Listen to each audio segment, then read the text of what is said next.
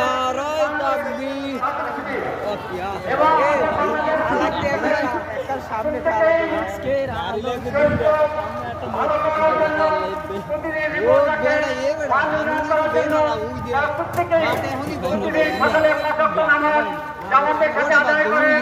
এবং কোরআন অধ্যয়ন করে, হাদিস অধ্যয়ন করে, ইসলামিক সাহিত্য পাঠ করে, সর্বশেষে দিনের রাতের প্রথম অংশে তারা আত্মসমর্পণ করে নিজের প্রাণকে উন্নয়ন করে।